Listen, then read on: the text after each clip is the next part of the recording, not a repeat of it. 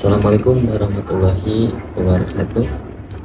Halo semuanya, perkenalkan nama saya Lukmanul Hakim. Saya dari Prodi Ilmu Komunikasi semester akhir STISIP Widyapuri Mandiri Sukabumi. Di sini saya akan membahas terkait dengan fenomena FOMO. Yang saya pegang ini adalah sebuah kotak kecil yang menyala yang hampir setiap menit kita sentuh. Kita selalu merasa cemas saat baterainya lemah, dan kita merasa gelisah saat tertinggal satu notifikasi saja. Hari ini saya duduk di sini bukan untuk membahas sebuah teknologi. Saya ingin membahas sesuatu yang jauh lebih dekat, yaitu kondisi mental kita di era digital. Sebuah candu yang kita kenal sebagai FOMO. Fear of missing out, rasa takut akan tertinggal. Dan tanpa kita sadari, candu ini perlahan sedang mencuri kebahagiaan asli kita. Dan itu berbahaya. Mengapa saya menyebutnya candu? Dan mengapa kita harus waspada? Ada 3 alasan fundamental. Pertama, FOMO menciptakan standar kebahagiaan yang semu. Kedua, ia memicu kecemasan kronis yang merusak fokus. Dan ketiga, ia membuat kita kehilangan kendali atas keputusan hidup kita sendiri. Tanpa sadar, kita mulai hidup untuk validasi, bukan untuk makna. Secara psikologis, FOMO bekerja seperti narkotika.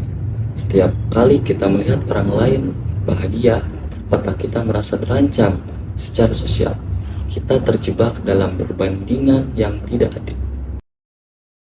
Kita membandingkan dapur hidup kita yang berantakan dengan ruang tamu orang lain yang sudah dipilter. Inilah yang membunuh rasa syukur, menciptakan rasa iri, dan perlahan menurunkan harga diri kita. Kita lupa media sosial adalah panggung, bukan realita utuh kehidupan seseorang. Candu ini juga merampas waktu produktivitas kita. Coba jujur, tanya pada diri sendiri, berapa jam dalam sehari yang hilang hanya untuk scrolling tanpa tujuan?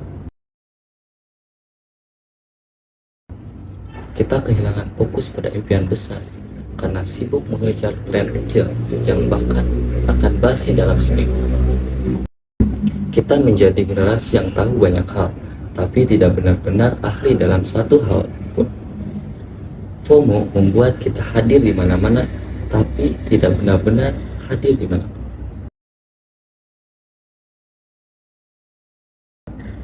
Mungkin ada yang berkata, bukankah kita harus relevan dengan zaman?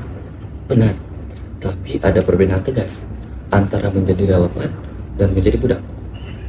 Menjadi relevan berarti kita mengendalikan informasi.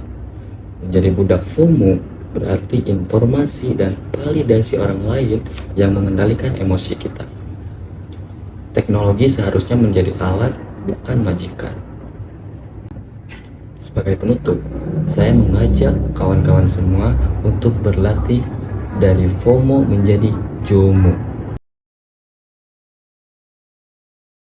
Joy of missing out.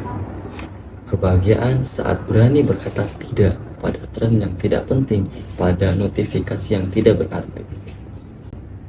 Batasi screen time, fokus pada diri sendiri, dan hadirlah sepenuhnya di setiap momen.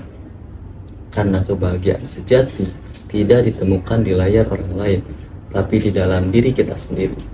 Ingatlah, hidup Anda bukan ditentukan oleh jumlah likes, bukan oleh seberapa cepat Anda mengikuti viralitas. Hidup Anda ditentukan oleh seberapa tenang hati Anda saat layar ponsel itu mati. Berhati-hatilah dengan candu bernama FOMO.